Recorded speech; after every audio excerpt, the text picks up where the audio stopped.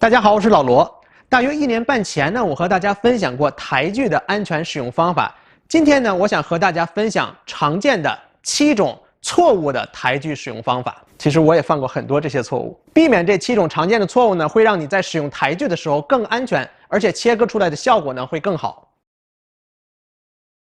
那我们先来看一下分料刀是一个什么东西。分料刀呢，就是这个安装在锯片后面，长得像一个小月牙的这么一个东西。如果说锯片切手是台锯的第1安全隐患，那么我认为材料反弹可以算是台锯的第2安全隐患，因为很多人对它的存在并不熟悉。分料刀呢，就可以大大降低这个材料反弹的可能性。假设我们现在没有分料刀，那么我们在推材料的时候，如果材料稍微偏离了挡板，这块材料呢很有可能会被后面从下往上转动的锯片咬住。根据窦能守恒定律呢，这块木料会以迅雷不及掩耳的速度朝你的身体飞来。如果这块飞出来的木料直接打到你的皮肤上，轻则伤，重则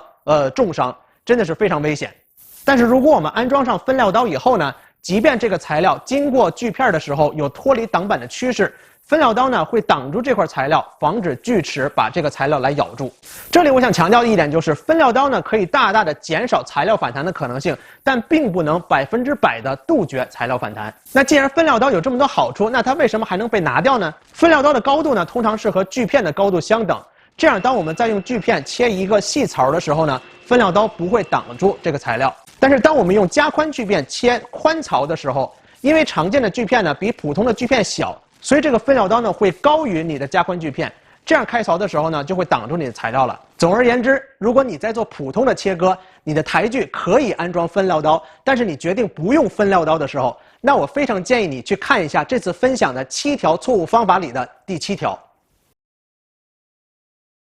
这个错误呢，在我做木工初期的时候经常犯，那就是没有一个接料桌。当我们在处理一条很长的材料的时候，在切割之前呢，一定要想好材料的走向。在切入材料之前，因为有锯台和手的支撑，这个材料呢很稳，没有任何的问题。但是在材料经过锯片被推到锯台另一边的时候，根据杠杆原理呢，靠近身体这边的材料就会需要更多向下的力来支持，这样其实是非常危险的。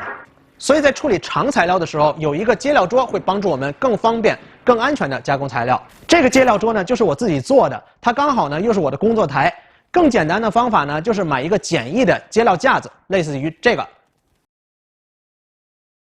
厚材料一刀切的这个错误呢，我也是在做木工初期的时候犯过。记得当时呢，我想把一个3寸厚的木板锯薄，刚锯了一点，这个电闸就跳了。锯片这个东西，你看这么厚，说白了就是利用锯齿和很高的转速，把木头快速的一齿一齿的给啃下来。薄一些的板子，比如说3/4寸，锯片要啃下来的东西肯定会比3寸的板子少很多。一下子要啃3寸厚的材料，要花费很大的力气，所以需要更多的电流。再加上美国这边呢，通常是110伏的电压，而我的线路呢，同时在支持家里其他的这个电器的运行，这样呢就跳闸了。在处理厚材料的时候呢，我们可以多次切过。比方说，我们要切一个2寸厚的板子，可以把锯片设成1寸多一点的高度，切过一刀以后呢，材料翻过来再过一遍就好了。相信大家在这里会问哈，如果我有220伏的电压和足够的电流，处理3寸木料是不是就没问题了呢？其实我呢并没有用过220伏的锯，所以我呢不好做这个评论。但是对于任何工具而言，热能都是他们最坏的敌人。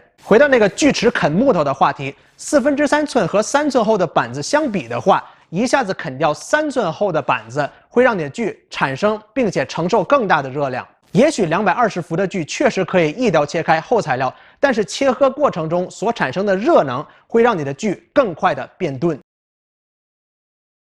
用台锯切割材料的时候，我们要记住，材料长的那一边就是需要支撑的那一边。如果你想把一块材料锯窄，那你应该把长的这一边靠紧这个挡板；如果你想把长的材料锯短，那就需要利用台锯推把把长的这边进行支撑。如果支撑短的一边是非常难受并且危险的。记得我在以前一期的分享里确实进行过短边支撑的这种错误的切割方法，很多观众呢都给我留言指出我这个非常危险的操作错误。当时我这么做呢是为了拍摄的方便，并且呢我当时是非常的小心。但是网友们说的很对，短边支撑确实是不可取的。再有一点，在使用挡板的时候，只能够推锯片和挡板之间的材料，千万不要推另外一边没有任何支撑的材料。这样做不仅会切不直，还会大大的增加材料反弹的可能性，真的是非常危险。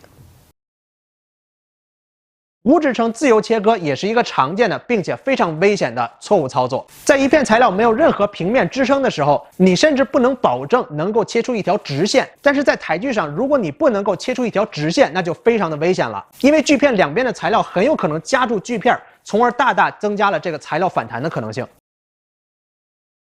刚才说过，使用台锯的时候没有材料支撑是非常危险的，但是太多的支撑点也同样非常危险。简单来说，就是台锯的挡板和这个台锯推把不能够同时使用。我们要保证切下来的材料呢有足够的地方移动到它想去的地方。如果在使用推把的同时也在使用挡板，那么切下来的木头呢会处在挡板和锯片之间，很有可能呢会反弹出来。当我们在使用羽毛板的时候呢也是一样，羽毛板呢可以帮助我们让材料紧紧贴着挡板，但羽毛板呢只能在材料进入锯片之前进行支撑。如果在后方也使用羽毛板的话，它会把切下来的材料推向锯片，这样材料反弹的可能性呢就会大大的增加。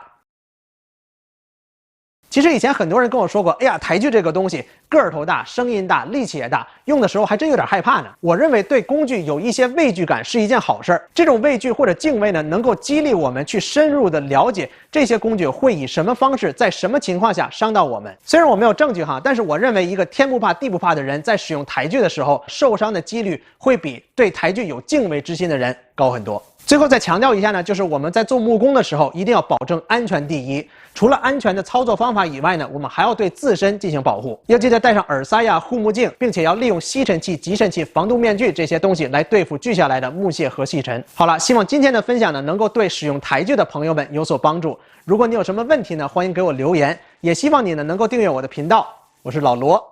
，See you next time。